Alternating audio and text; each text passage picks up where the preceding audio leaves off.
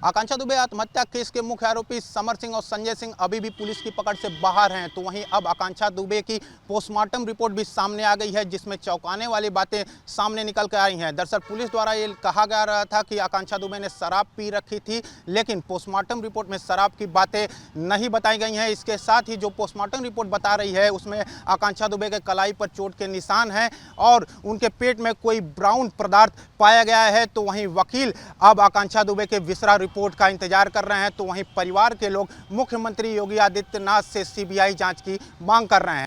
देखिए, सबसे पहले तो पोस्टमार्टम रिपोर्ट पर कोई चर्चा तब तक नहीं होनी चाहिए थी जब तक कि बिसरा की रिपोर्ट ना आ जाए, लेकिन इन्वेस्टिगेशन अथॉरिटी ने इस पोस्टमार्टम रिपोर्ट के आधार पर यह डिक्लेयर करने का प्रयास किया कि यह हत्या नहीं आत्महत्या है, जबकि मृतका आकांक्षा दुबे की माताजी यह लगातार आरोप लगा रही हैं कि यह आत्महत्या नहीं हत्या है और हमारी बेटी को लगातार धमकी मिल रही थी हत्या करने की। और इसी क्रम में इसकी समरजीत सिंह उर्फ समर सिंह ने संजय सिंह ने अन्य कई लोगों को अपने प्रभाव में लेकर मेरी बेटी की हत्या कर दी। तो जो अन्य विषय इस पर आते हैं, जैसे एक स्टोरी डेवलप करी गई कि एक ब्रेकअप पार्टी थी, उस ब्रेकअप पार्टी में कई लोग थे, उस ब्रेकअप पार्टी से लौट करके बेचारी लड़की आई, वो बहुत दुखी थी, उस दुख में उसने आत्महत्या कर ली। लेकिन वो जो भी पार्टी थी, उस पार्टी के बारे में इन्वेस्टिगेशन अथॉरिटी को जानना चाहिए था कि यह पार्टी किसके द्वारा रखी गई थी, कितने लोग उस पार्टी में थे और उस पार्टी में क्या हुआ। उस पार्टी में सिर्फ 3 लोग थे, आकांक्षा दुबे, अरुण पांडे और अरुण पांडे की पत्नी श्रद्धा। 3 लोगों के बीच में कौन सी ब्रेकअप पार्टी हो रही थी? हम लोग फ्रेशर पार्टी सुने थे, हम लोग विदाई समारोह सुने थे, लेकिन ये पहली बार हम लोगों ने ब्रेकअप पार्टी सुना। उस ब्रेकअप पार्टी में जिसके साथ ब्रेकअप हो रहा था वो नहीं था, अन्य कोई नहीं था। अरुण सिंह का कोई बहुत विशेष संबंध नहीं था आकांक्षा के साथ। तो वो कौन सी पार्टी वहाँ पर ब्रेकअप की हो रही थी? जब इस तरह के बयान आए तो हम लोगों को भी पोस्टमार्टम रिपोर्ट के आधार पर और वर्तमान की जो परिस्थितियां हैं प्रथम दृष्टिया पहले दिन से उस पर चर्चा करना हुआ। तो फिर उसके बाद मैंने प्रशासन को और आप सब लोगों को अपना एक प्रश्न जारी किया कि आप 2 बिंदुओं पर देते हैं कि गले में नॉट है और उसी से उसकी मृत्यु हुई है और वह ड्रंक थी। तो सबसे पहली बात यह है कि जिस परिस्थिति में उसको मृत दिखाया गया है, उन परिस्थितियों में को प्रथम दृष्टिया देखने पर ही वह हैंगिंग डेथ नहीं दिखाई दे रही है, जिसकी बात बार बार मृतका की माता मधु दुबे जी कर रही हैं। दूसरी बात, कहा गया कि वहां पर जो बिल बना, उस बिल को लेकर के श्रद्धा जी और अरुण जी के बीच में कुछ कहासुनी हुई थी कि 11,000 रुपए का बिल हम लोग क्यों पेमेंट करें। आकांक्षा दुबे ने वहां कुछ नहीं खाया था, क्योंकि आकांक्षा दुबे के पोस्टमार्टम रिपोर्ट में कुछ भी भोज्य पदार्थ नहीं पाया गया। 5 घंटे, 6 घंटे, 7 घंटे, 8 घंटे पहले तक अगर उसने कुछ खाया होता तो उसके पोस्टमार्टम में उसके स्टमक में पाया जाता। उसके स्टमक में एक अनआइडेंटिफाइड ब्राउन कलर का कोई पदार्थ पाया गया है। उस पदार्थ को उसमें अनआइडेंटिफाइड लिखा हुआ है, लेकिन वो पदार्थ क्या है जिसकी वजह से उनके इस इंटेस्टाइन की म्यूकस मेम्ब्रेन बिल्कुल चोक्ड हो गई थी। तो म्यूकस मेम्ब्रेन के चोक्ड होने के विषय पर जब हमने एक्सपर्ट से बात की तो उन्होंने अपना नाम न बताने की शर्त पर बताया कि ये तभी संभव है जब कोई हेजार्डियस पदार्थ किसी के पेट में जाए और उनकी ब्रीथ में और उनके स्टमक में ड्रिंकिंग के कोई निशान नहीं है। तो बिसरा रिपोर्ट के आने का इंतजार करना चाहिए था, उसके पहले इस तरह के बयान नहीं जारी करने चाहिए थे और उसके पहले ये दावे से रिपोर्ट नहीं दी जानी चाहिए थी कि उसने आत्महत्या ही की है। कलाई पर भी जी, उनकी कलाई पर भी चोट के निशान है। और सबसे बड़ी बात यह है कि इस घटना को शुरू से ही आत्महत्या घोषित करने की जल्दी क्या थी प्रशासन को, जब उसकी माता वादिनी कह रही है कि हमारी बेटी की हत्या हुई है, सर्कमस्टेंशियल साक्ष्य हैं, उसकी मोबाइल में अन्य साक्ष्य हैं, अन्य कई गवाह हैं इसमें।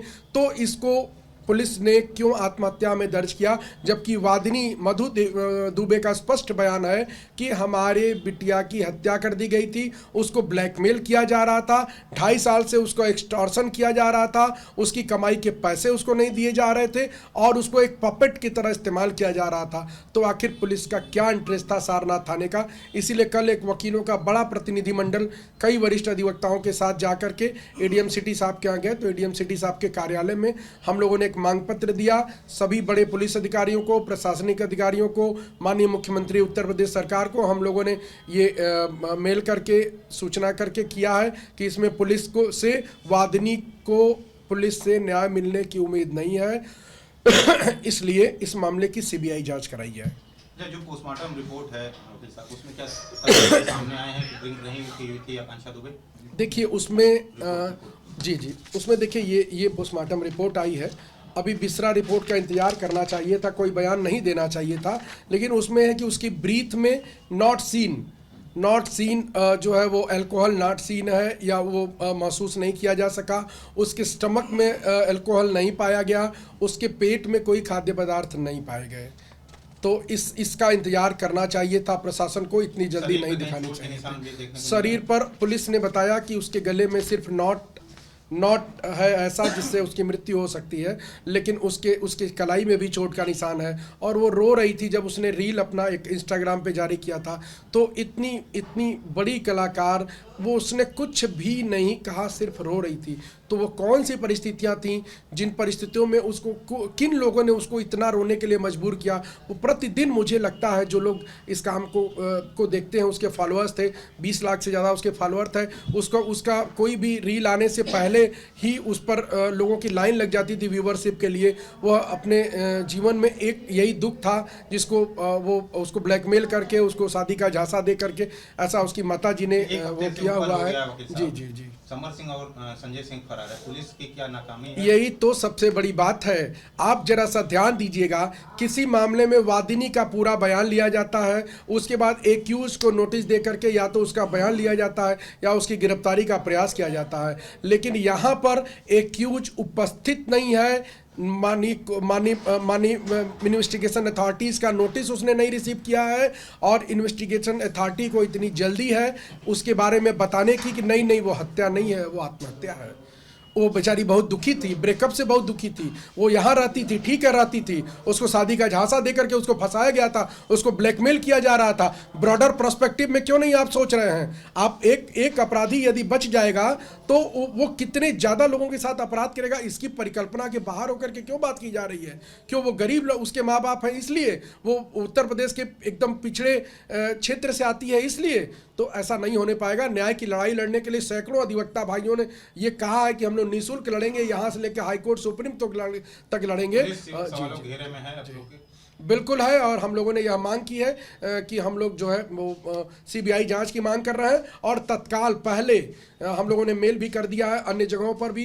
पीड़िता की मृतका की माता जो है मधु दुबे ने भी कहा है कि हमको पुलिस पर विश्वास नहीं है, हमको न्याय नहीं मिलेगा और इसकी जांच जब तक सीबीआई को ट्रांसफ़र नहीं हो रही है, क्योंकि हम लोग अधिवक्ता हैं, जानते हैं सीबीआई में मुकदमा ट्रांसफ़र होने का कुछ प्रोसेस होता है, तो हम ये है कि तब तक इसकी जाँच किसी एसीपी लेवल के महिला अधिकारी को दी जाए, ताकि और जो हम लोग उनको साक्ष्य बता रहे हैं उन बिंदुओं पर वो साक्ष्य संकलन करें, और कई लोग गवाही देने के लिए भी तैयार हैं, और तो निश्चित तौर पर एक बड़े नेक्सस का खुलासा हो सकता है। और जो अपने पूर्वी उत्तर प्रदेश और पश्चिमी बिहार के गरीब क्षेत्रों से जो लड़कियां जाती हैं अपने टैलेंट के बल पर, अपनी क्षमता के बल पर वहां पर मुंबई में बड़े सपने लेकर के उनका किस प्रकार से शोषण किया जाता है, यह एक बड़ा नेटवर्क भी सामने आ सकता है। मुख्यमंत्री को लेटर भी दे रहे हैं आप लोग?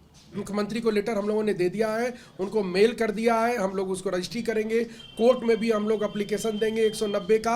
माननीय सीजीएम साहब उसके लिए अधिकृत हैं, हम लोग सीजीएम साहब से निवेदन करेंगे कि जितने भी अभी तक उनके द्वारा वो जांच की गई है उसको मंगा लिया जाए, हम लोग देखेंगे, क्योंकि उनको ये प्रॉपर इन्वेस्टिगेशन की प्रक्रिया में वादिनी का बयान लेना चाहिए था।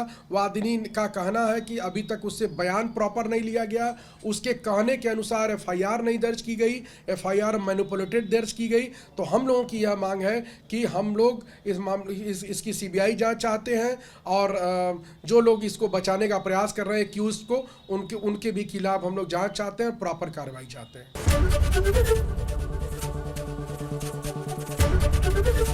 एबीपी गंगा, खबर आपकी, जुबान आपकी।